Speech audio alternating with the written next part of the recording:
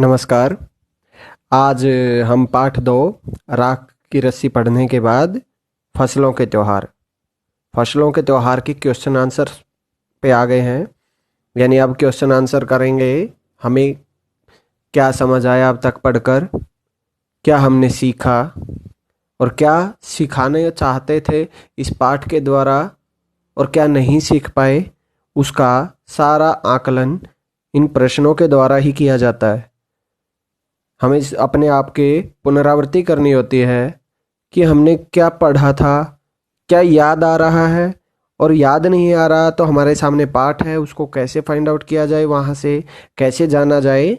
तो इस तरह से दूसरी बात, कौन से क्वेश्चंस आंसर नोटबुक में लिख लेने चाहिए, कौन से क्वेश्चन आंसर्स के बेस पर हमें एक दूसरे से नॉलेज कलेक्ट करनी है, इंफॉर्मेशन कलेक्ट करनी है, एक दूसरे को जानना है, कौन से क्वेश्चंस में हमारे थॉट्स को एक्सप्रेस करना है, बातें बाहर निकालनी है, और कौन सा काम करने के लिए दिया जाता है, यानी कौन सा काम के द्वारा हमें सिखाया जा रहा है। तो पाठ 2 फसलों के त्योहार के प्रश्नोत्तर आसान शब्दों में जानने का प्रयास करेंगे। यहाँ पर मैं मौखिक ओरली बता रहा हूँ, साथ में लिखने के लिए कुछ जो भी क्वेश्चंस के आंसर लिखे जाएंगे उनको लिखने का प्रयास आप खुद करेंगे। देखिए चलिए शुरुआत करते हैं। पहले तो कभी भी कुछ भी लिखना हो तो उसमें चेक करो कि उसकी हेडिंग दी होती है, तो हेडिंग के बेस पे ही उसका अंदाज़ा लग जाता है कि उसमें क्या पूछा जा रहा है। तो पहला हमारा है मौसम का अंदाज, यानी मौसम कैसा है, अंदाज़ा लगाना है। तो चलो देखते हैं। पहला क्वेश्चन खिचड़ी, शुरुआत करते हैं। इन्वर्टेड कोमा लगी है, इसका मतलब हमें इन्वर्टेड कोमा, दो डबल इन्वर्टेड कोमा लगे हैं, तो ये एक डायरेक्ट स्पीच है।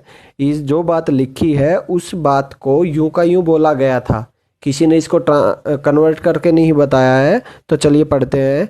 खिचड़ी में ऐसन जाड़ा हम पहले कबो न देखनी। ये बात किसने बोली थी? बच्ची के पिताजी ने। तो उन्होंने बोला था कि खिचड़ी में ऐसन जाड़ा हम पहले कबो न देखनी, यानी खिचड़ी में ऐसा जाड़ा, ऐसी ठंड हमने पहले कभी नहीं देखी। यहाँ तुम खिचड़ी से क्या मतलब निकाल रहे हो? अब खिचड़ी एक पकवान भी है, और पाठ पढ़ने पर पता चला खिचड़ी मकर संक्रांति को भी कहा जा रहा है। तो अब यहाँ ठंड खिचड़ी में तो नहीं है जो फूड है, अब खिचड़ी दूसरा यानी मकर संक्रांति। तो यहाँ पर हमारा मतलब होगा मकर संक्रांति से। तो हम उत्तर में लिखेंगे खिचड़ी से ऐसन जाड़ा हम पहले कबो न देखनी में खिचड़ी से मतलब मकर संक्रांति से है। सो पूरा सेंटेंस दे करके अपनी मेन बात जो आंसर आ रहा है वो ऐड कर देना है। सेकंड, क्या कभी ऐसा हो सकता है कि सूरज बिल्कुल ही ना निकले? अगर ऐसा हो तो आगे छोड़ दिया है। अब सोचो, सूरज नहीं निकलेगा तो क्या नहीं होगा? तो कुछ भी नहीं होगा। ऐसा इसलिए कहा जाता है या ऐसा इसलिए होता है क्योंकि सूर्य से, सन से हमें हमारे अर्थ को सबसे ज़्यादा एनर्जी मिलती है। यानी हमारे यूनिवर्स में एनर्जी सोर्स कौन है सबसे ज़्यादा? सन। सो अगर वो ही नहीं आएगा, वो तो है अपनी जगह स्थायी है, वो अपनी जगह फिक्स है। All the planets are moving और अराउंड टू सन, यानी सभी ग्रह प्लैनेट्स उसके चारों ओर चक्कर काटते हैं, लेकिन वो एक अपनी जगह पे है। अब वो तो है, लेकिन हम बोलते हैं अपने हिसाब से कि सूरज नहीं निकला।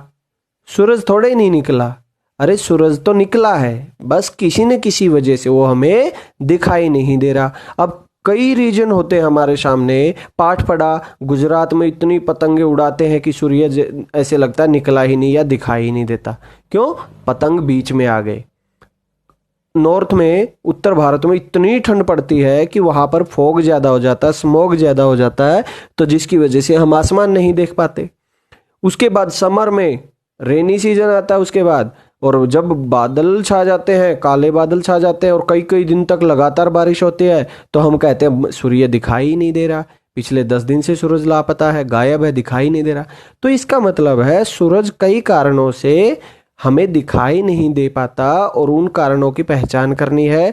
तो पहला है, क्या कभी ऐसा हो सकता है कि सूरज बिल्कुल ही ना निकले? तो चलो क्वेश्चन के अकॉर्डिंग बोलेंगे, हाँ कई बार ऐसा हो सकता है कि सूरज बिल्कुल ही दिखाई नहीं देता। अगर ऐसा हो तो इसका मतलब हाँ ऐसा हो तो, अगर ऐसा ना हो तो नहीं होता, कि फिर हमें साइंटिफिक रीजन देना था।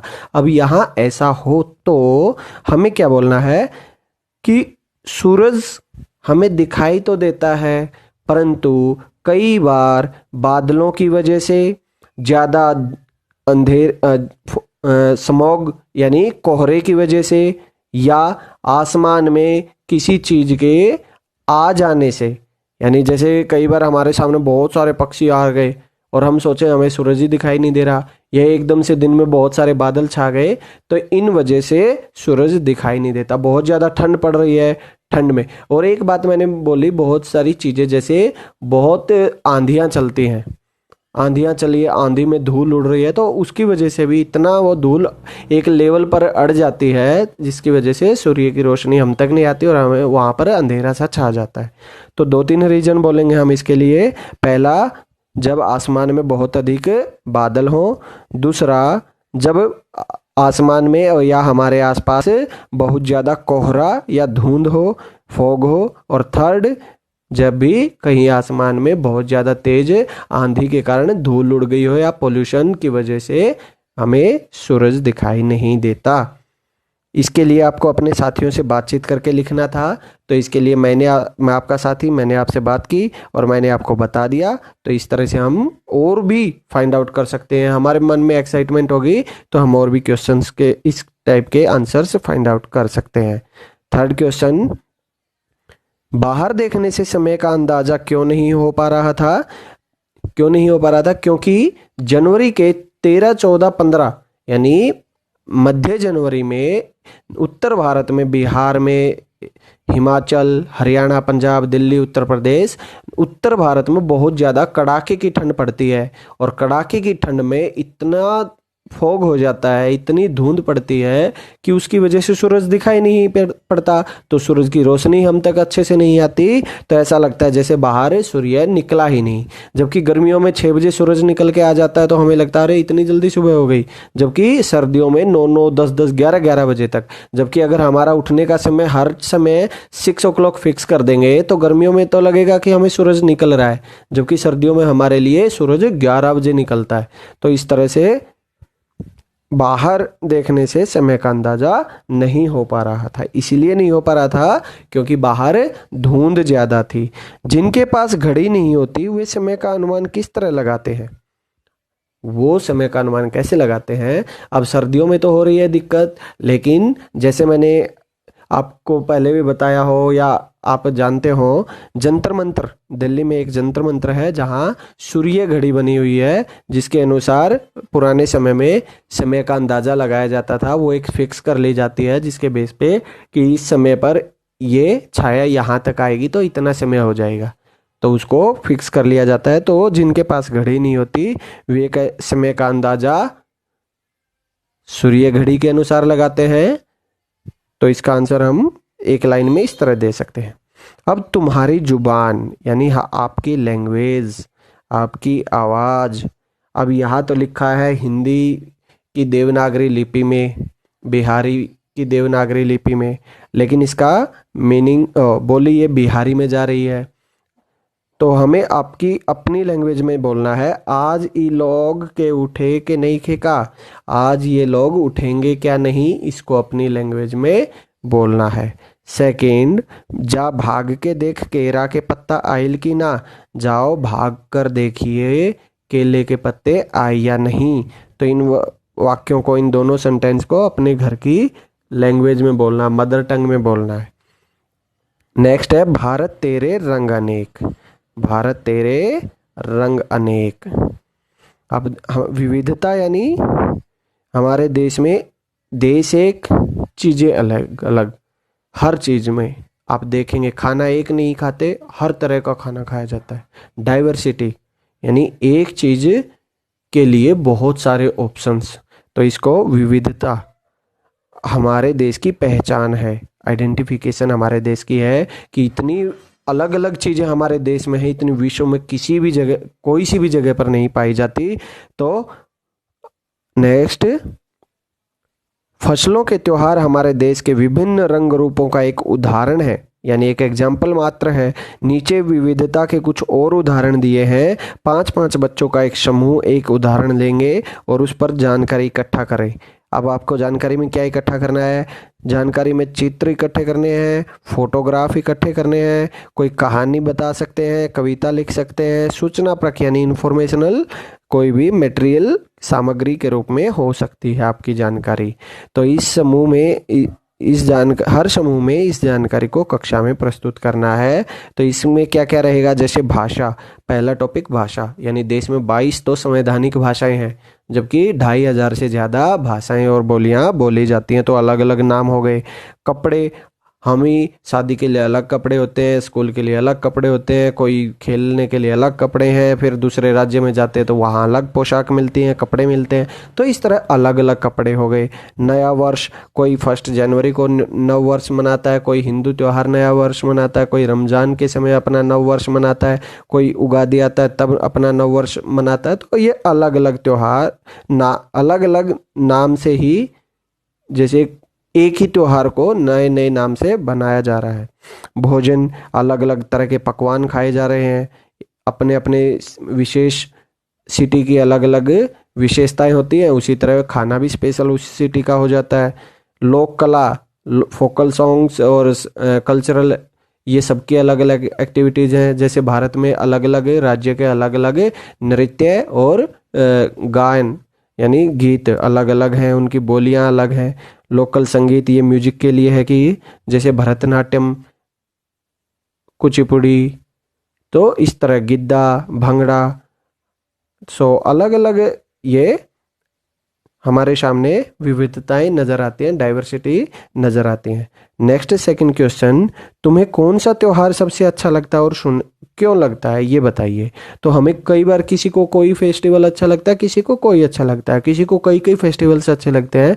तो यहाँ पर देखिए कौन सा त्योहार, तो अभी कम से कम एक तो बताना ही है। तो इस दिन तुम्हारी दिनचर्या क्या रहती है? दिनचर्या वर्ड है डेली रूटीन, यानी हम मॉर्निंग में उठते ही हमारे मन में क्या चल रहा होता है और हमारा शेड्यूल कैसे भी जाता है। सुबह हम उठते हैं, मान लिया मैं बोलूँ मुझे होली बहुत पसंद है, तो मैं उठते ही बोलूँगा कि सुबह जैसे ही मैं उठा तो मेरे ध्यान में आ रहे आज तो होली है, अरे आज तो मैं गुलाल लगाऊंगा, मेरे दोस्तों के साथ अच्छे से खेलूंगा, लेकिन मैं ध्यान रखूंगा किसी की आंख में गुलाल ना चला जाए, मैं उनको बड़े प्यार से उनको गुलाल लगाऊंगा। फिर मेरी माँ ने मेरे लिए साथ में कुछ खाना बनाया होगा तो मैं उसको अपने दोस्तों के साथ शेयर करूंगा। हम इस तरह से मिलजुल के एक अच्छा त्यौहार मनाएंगे। फिर मैं उठ के बाहर गया तो मैंने सोचा ही था, लेकिन मेरे दोस्तों ने आते ही मेरे ऊपर पानी डाल दिया और इस तरह मेरी होली की शुरुआत हो गई। फिर हम इस तरह बाहर निकले, एक के बाद एक हमने सभी दोस्तों को इकट्ठा किया, खेले, फिर मेरी माँ ने बुला लिया, फिर हमने वहाँ पर अच्छे से बैठकर खाना खाया। फिर चेहरे पर गुलाल लगा था तो याद आया अरे कहीं ज़्यादा एलर्जी ना हो जाए, तो इसलिए उसको धो लिया।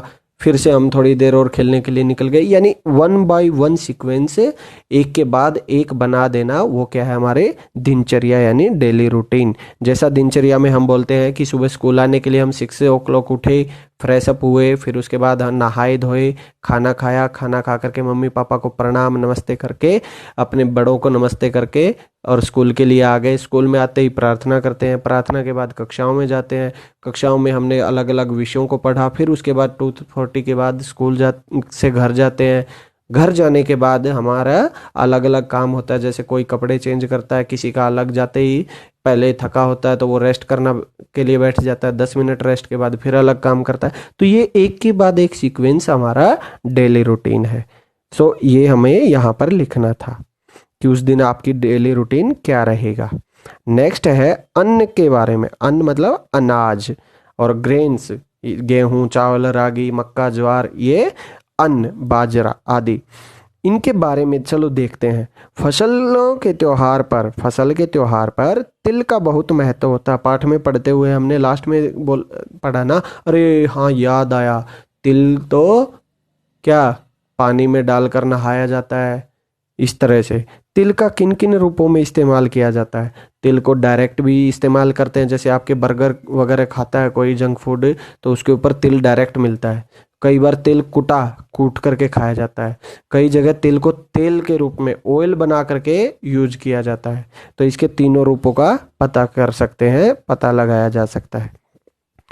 ख भाग में पूछा है, क्या तुम जानती हो, यानी अब किससे पूछ रहे हैं, एक लड़की से, क्या तुम जानती हो कि तिल से तेल बनता है। तिल से तेल बनता है। अभी मैंने आपको इससे पहले वाले क्वेश्चन में बताया कि तिल से निकाला जाता है।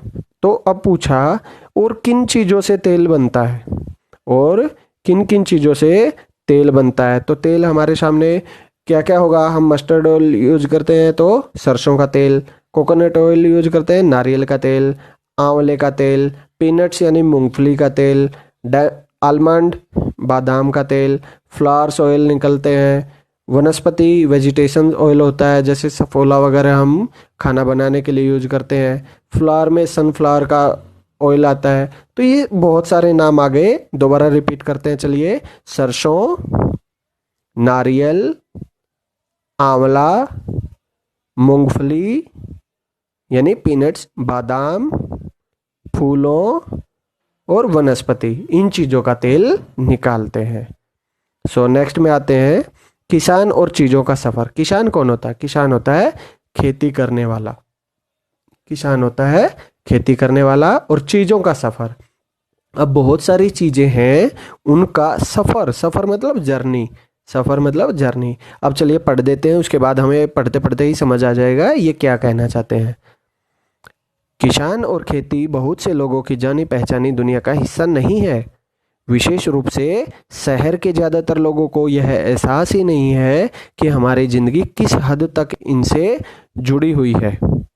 देश के कई हिस्सों में आज किसानों को जिंदा रहने के लिए बहुत मेहनत और संघर्ष करना पड़ रहा है।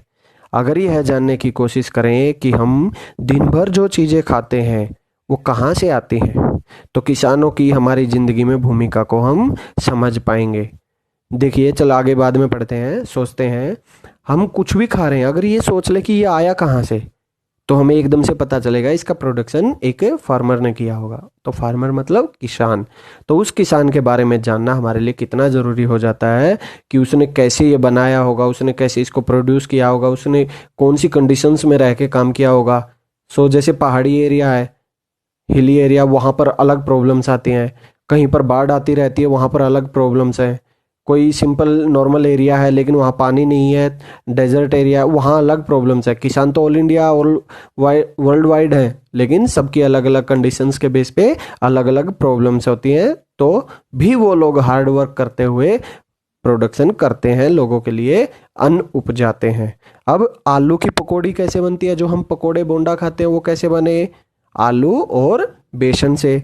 बर्फी कैसे बनी, दूध से। जब दूध को ज़्यादा उबाला तो उसमें थोड़ा बहुत खोआ सा बना, खोआ मावा, उसमें थोड़ा आटा मिला के बर्फी बन गई। आइसक्रीम, दूध को जमा दिया तो आइसक्रीम बन गई। तो ये सब चीज़ें, दूध कहाँ से आया, पशुओं से आया। पशुओं को कौन खाना खिला रहा है, किसान खिला रहा है। किसान कहाँ से खाना ला रहा है, खेती कर रहा है। तो किसान के थ्रू ही ये सभी चीज़ें आ रही हैं। इन तीन चीज़ों के बारे में नीचे दिए गए बिंदुओं को ध्यान में रखते हुए जानकारी इकट्ठी करो और मेरी कहानी के रूप में उसे लिखो। यानी हमें टाइटल क्या देना होगा वहाँ पर, मेरी कहानी। जब भी सिंगल वन इन्वर्टेड कोमा में आ जाए तो वो एक टाइटल की पहचान होती है।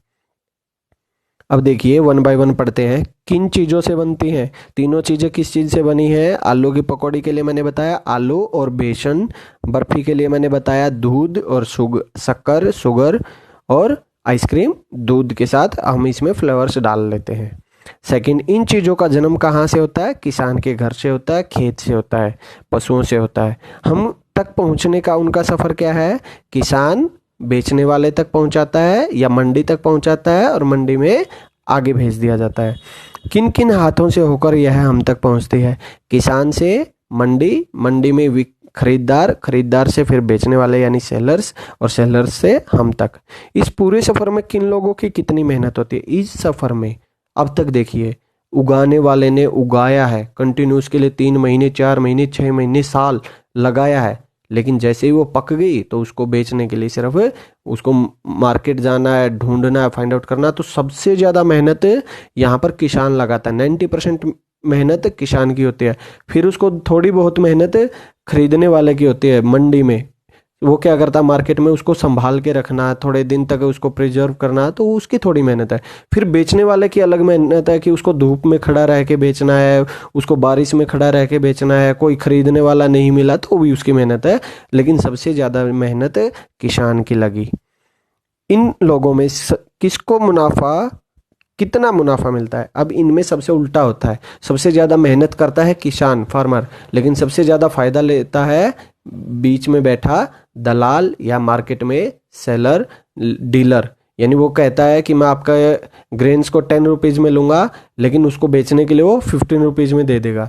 तो पहले उसने फार्मर से 10 रुपीज़ में लिया, उसने ले लिया, फिर एक सेलर को बेचने के लिए, जो लोकल आपको मिलते हैं मार्केट में या शॉपकीपर्स, उनको वो 15 रुपीज़ में बेचेगा। अब 15 वाला उसमें 1-2 रुपीज़ प्रॉफिट लेके, अब किसान के 10 रुपीज़ थे, 10 रुपीज़ में उसने अपना सारा वर्क लगाया, हार्ड वर्क किया, तो उसका वर्क का पैसा मिला। लेकिन बीच में बैठा हुआ सिर्फ 1-2% वर्क करके सबसे ज़्यादा प्रॉफिट लेता है।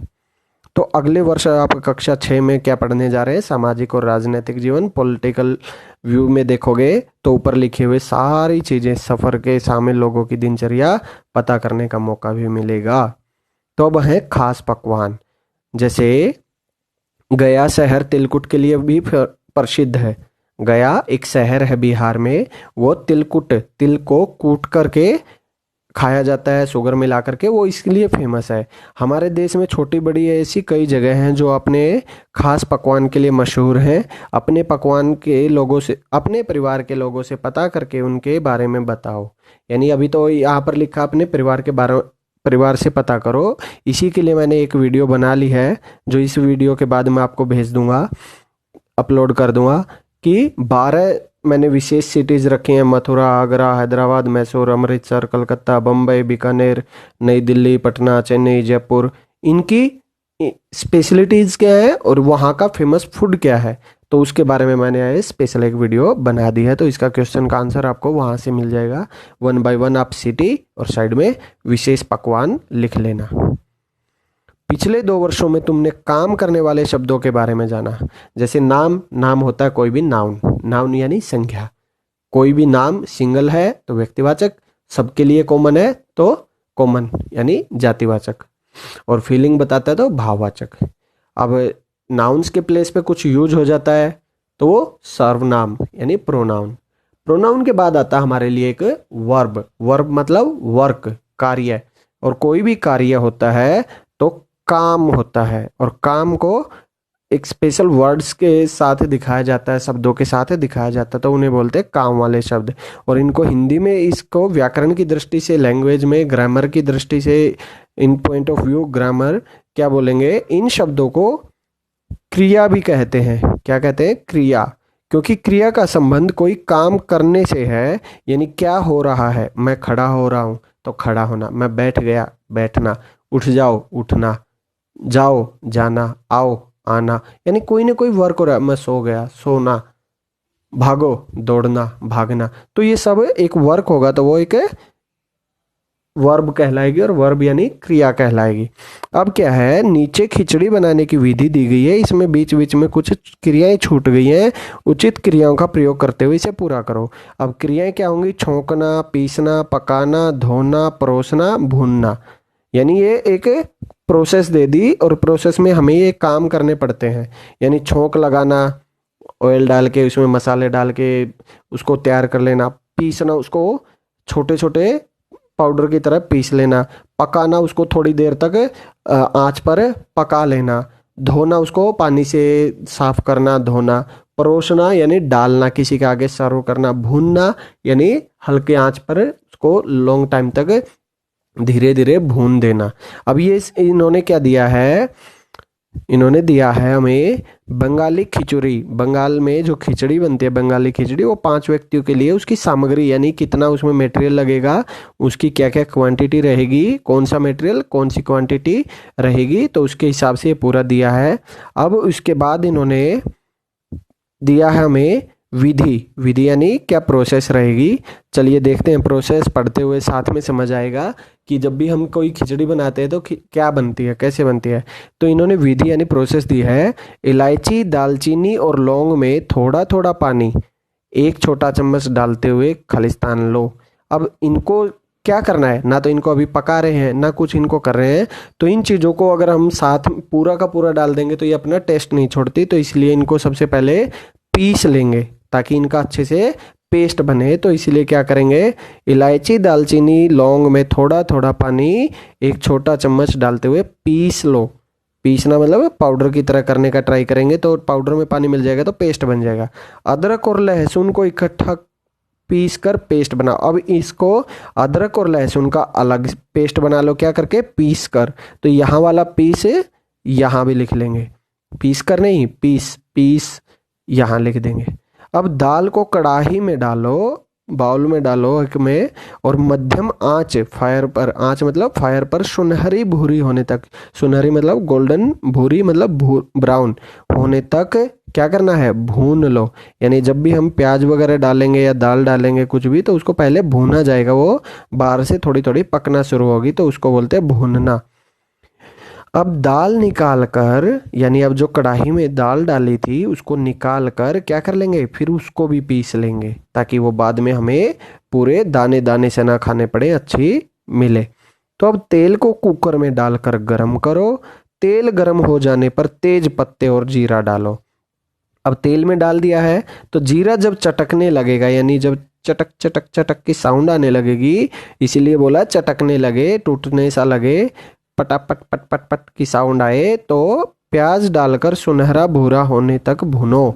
यानी प्याज, ऑनियन डालकर सुनहरा फिर से गोल्डन ब्राउन होने तक भूनना है। उसको भी थोड़ा थोड़ा हिलाते रहना आंच पर, तवे में या बाउल में, फ्राई पैन में। तो जब ब्राउन कलर आने लगेगा तब तक हमें उसको भूनना है। अब अदरक और लहसुन का पेस्ट डाल देना है उसी में। अब क्या करना है, जिंजर का पेस्ट जो बनाया हमने वो कहाँ डाल देना है, इसमें। और कितने मिनट तक, कुछ मिनट तक क्या करेंगे, फिर उसको भी भूनेंगे। तो यहाँ भी लिखेंगे उसको भी भूनो। धुली हुई दाल, चावल, सब्जी डाल दो। अब धुली हुई दाल यानी दाल का छिलका उतरा होता है वो दाल, चावल और सब्जी डाल दो और अच्छी तरह मिलाओ। यानी अब जो हमने पूरा मसाला तैयार कर लिया था उसको अब अच्छी तरह से मिला लो। और शेष पानी, यानी पहले कितना पानी लिया हमने वहाँ पर, 4 प्याले। तो अब 4 प्याले पानी यानी 4 बाउल्स वाटर डालकर एक बार चलाओ, यानी उसमें इस तरह से घुमा दो ताकि वो पानी अच्छे से उसमें सारे फ्राई पैन में या कुकर में मिक्स हो जाए। ओ, कुकर बंद करो, इसका मतलब हमें अब पैन वगैरह को छोड़ दो, ध्यान हटा दो। अब ध्यान आएगा हमारा कुकर, यानी सारी चीज किस में बनानी है, कुकर में।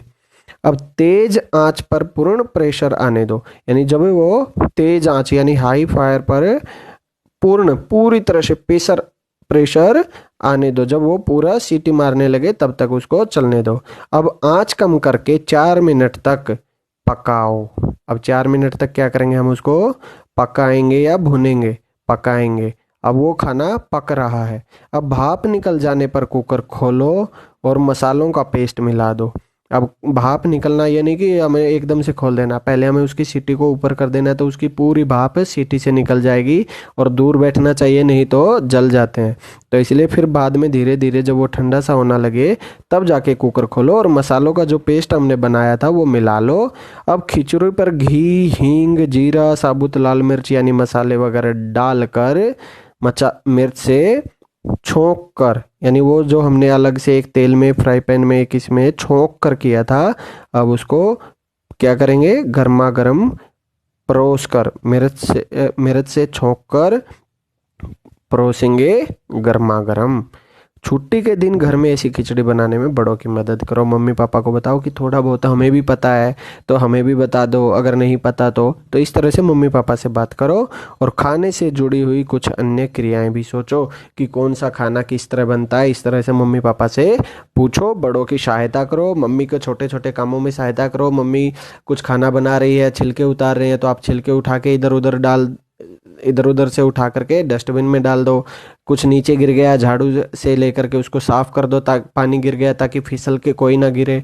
तो ऐसी छोटे छोटे, कोई एकदम से बर्तन चाहिए, मम्मी काम लगी हुई है तो मम्मी को बर्तन ला करके दीजिए, और इस तरह से छोटी छोटी सहायता करोगे तो मम्मी भी आपसे खुश होगी और आपको भी बहुत ज़्यादा अच्छा लगेगा, और साथ साथ में आपको सीखने का मौका मिलेगा। तो हर काम आप सीख जाएंगे तो आप हर चीज़ में परफेक्ट हो जाएंगे। सो मैं आशा करता हूँ आप सभी को ये क्वेश्चंस अच्छे से समझ आए होंगे। सिर्फ लिखने वाले 2-3 ही क्वेश्चन है। जैसे यहाँ पर गया शहर के तिलकुट फेमस थे, तो उनके लिए मैंने वीडियो बनाई है। 12 शहरों के नाम के साथ विशेष पकवानों के नाम लिखने हैं। और